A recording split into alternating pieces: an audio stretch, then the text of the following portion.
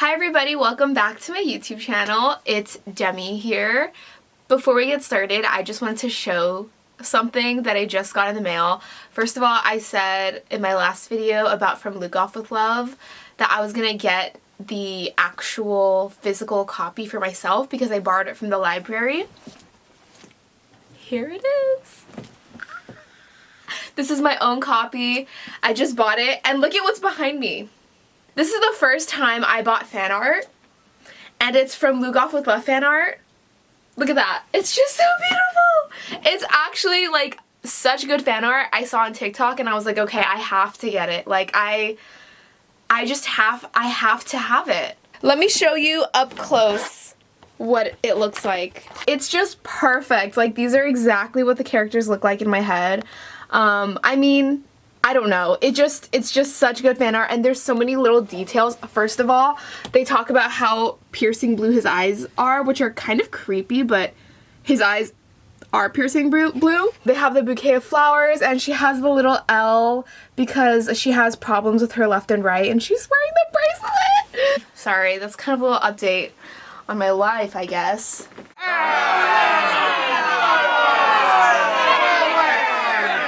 So today what we're going to be talking about is this series. It's beautiful to look at. Look at this series. Look how beautiful these books are. It's These Violent Delights and Our Violent Ends. If you don't know what this is, it's a young adult fantasy book that is a retelling of Romeo and Juliet set in 1920 Shanghai. So the premise, off the bat, is really good. This is me going back to my roots because I am a huge young adult fantasy reader, actually just a fantasy reader in general, and a romance reader as well. But yeah, this is me going back to fantasy because I've just picked up so many romance books that they're just so easy to read. Let me just say off the bat that I gave the series as a whole like a 3 out of 5 stars. It was fine. Honestly, it was really hard to get through and I had to pause throughout, and it took me a long time to read these books. It's just not a book that you compulsively read. I kind of had to force myself to keep on reading. So, for example, in the first book, I read this months ago and I didn't start really liking it until the 80% mark, until I got to the very end of the book. That's where I couldn't stop reading it. But the entire book burns really, really slowly and you don't really get into it. The characters in general, the premise is so good. 1920 Shanghai. The world building is great. I think there's something about the writing which is so eloquently written. It's really, really written really nicely. I think the thing about it is because of that writing, it feels very distant. I couldn't really connect to the characters as much. If you are reading this because it's a Romeo and Juliet retelling, which is a romance, these books aren't really romance books. What you'll get mostly in these books is political intrigue and mystery, a lot of politics. And I'm talking about fantastical politics, like fantasy politics, but actually a lot of real world politics about like communism, about the nationalists, and there's a lot of different groups and organizations and rebellions and wars that actually happened, I mean, kind of in history, but are kind of flipped and repurposed to fit this Romeo and Juliet gangs, enemies to lovers type of situation. The actual relationship between Roma and Juliet doesn't feel developed. You know, they're basically enemies for most of these throughout the entire series. By the time you get to the midway point or the end of the second book where they become lovers and they're saying to each other, I love you, and they can't stay away from each other, you know, I didn't really buy it. I just didn't think it was believable. And there's this whole backstory between how Roma, I keep wanting to call him Romeo. His name is Roma in this book. There's a backstory between how they met. They were 15, they're 19 now, so 4 years ago they had this kind of forbidden love, and then like each of their families, there's a feud, right? Each of their families find out and basically hurt the other unintentionally, and then they become enemies, etc., etc. But I think that backstory and the foundation to their love, it didn't really evoke anything for me emotionally. By the end of the second book, I didn't really feel anything.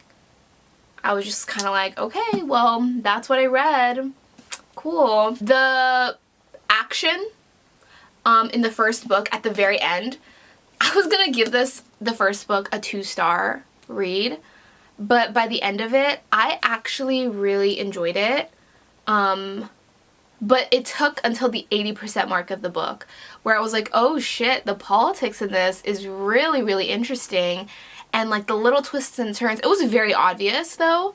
It was kind of obvious who this villainous figure was, because I didn't even really explain the plot of this book, but it is a Romeo and Juliet retelling and there's gangsters and stuff, but they have to kind of come together. These two opposing gangs have to come together to fight this force, this like third-party force, which is this monster that creeps through the city.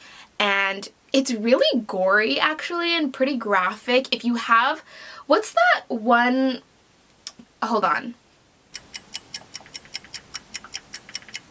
Oh, if you have trypophobia, this will, oh my god, just thinking about it. I have trypophobia, which is like the fear of holes, right? Oh my god, I was reading these Violent Delights and my trypophobia was like, oh my god, my body. I was like, ugh, because they talk about this monster, and what this monster does is that it has insects coming out of the monster and goes into people's heads like a parasite and makes this very itchy feeling in them, and people scratch their throats out and it becomes really gory and bloody and they're literally ripping their throats out and there's blood everywhere, and that's the plague that is going all across Shanghai. And then these two opposing gangs have to work together, so Roma and Juliette, they have to work together, but they were lovers in the past and they don't like each other now, etc., etc. And there's like side politics with communists, nationalists, like third party things, workers, etc., etc. There's just a lot of little complications. So the actual plot and the politics of it is pretty interesting, but also I don't know, like if you don't care about the characters as much. I didn't even like Roma or Juliette that much, and they're the main characters. I just liked Marshall and Benedict, which are Roma's kind of like his squad, and they're the side characters, and I found their love story much more compelling than Roma and Juliette's. Reading these books was just kind of weird to me. It was kind of one of those, I do judge a book by its cover, and these books are beautiful, and I do love the plot and I do love the premise, and these were really hyped up on TikTok. And if you've ever looked through my YouTube channel, you probably know that I basically get every single one of my recommendations from TikTok, which is really bad, but I mean, the community on there has the same type of books and tropes and things that I like. I don't necessarily like good books all of the time. I just like books that will make me feel something and are entertaining to read, you know, even if they're trashy. And every now and then I will read literature or like really actual good books, good books that, you know. But anyways, the series as a whole, I gave it a 3 out of 5 stars. The first book doesn't pick up until literally the very, very end. And then the second book kind of has the same thing. It doesn't really pick up until the very, very end. And there's something about the writing where you just can't really get into it. It feels very distant from the characters. I feel like this was a book that had so much potential, but the execution of it was just too complicated, especially at the end of the second book. Because then all of these pieces of the different politics start coming together, and there's different groups of people that are waging war against each other, and it's not just these two gangs, it's the two gangs, plus the nationalists, plus the communists, plus this other group, and I'm like, who the hell are we talking about? And it felt very convoluted to me. Maybe I'm just a stupid ass bitch, but like, I don't know. I was just like, this felt all so unnecessarily convoluted that I wish that they kind of kept it a little bit more simple, especially in the second book. Yeah, that's kind of my thoughts on it. I gave the first one when I put it on Goodreads. I do have a Goodreads if you want to find me on there. I have a Goodreads. But the first one I gave like I gave it a 3.5 to 4 stars because I do think it was written well, even though it was so slow and so hard to get through. And then I gave this one a 2. So in total, the mean, the average, whatever you want to call it, it's a 3-star series. It's okay. Will I ever pick it up again? Will I ever read it again? Probably not. Will I probably keep these books and have it sitting on my bookshelf looking beautiful? Probably yes. I just, you know, Roma and Juliette, they have all, as the romance part goes, they have all of the tools and all of the necessary pieces to create compelling romance and to create the pieces of being soulmates, right? They're characters that only each other can understand the other, right? Because they're both the gangs and they're both the heirs to these opposing gangs, and they both know the stakes of the politics of this world, of the people that are loyal to each of their families. They are the only ones to understand each other. But when it came to their dialogue, when it came to their chemistry, when it came to all of the smaller things that make the romance of it and the story click and beautiful, it had the parts, it just didn't make a good machine. I guess that's the analogy. But yeah, those are my thoughts on this series. If you've read it, please let me know your thoughts. If you've liked this video, please like it. Please like this video.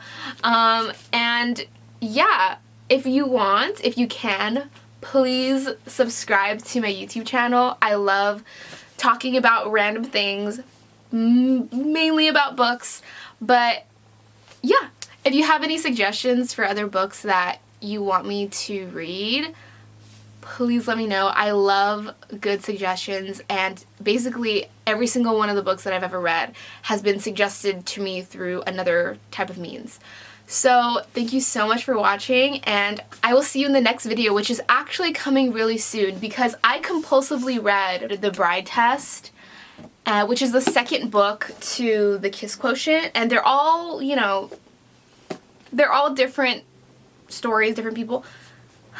But as a Vietnamese American with an immigrant mom, I loved this book, even though it was not at all as good as the first one, The Kiss Quotient. If you know anything about me, Kiss Quotient is kind of one of my all-time favorite reads, all-time favorite books. I just loved it. I thought it was so endearing. So I read this, and I read it in like a day and a half. Yeah, and I'm gonna talk about this book next video, so keep an eye out for that. Thank you so much for watching, and I will see you in the next video. Why did I say it like that? Okay, bye!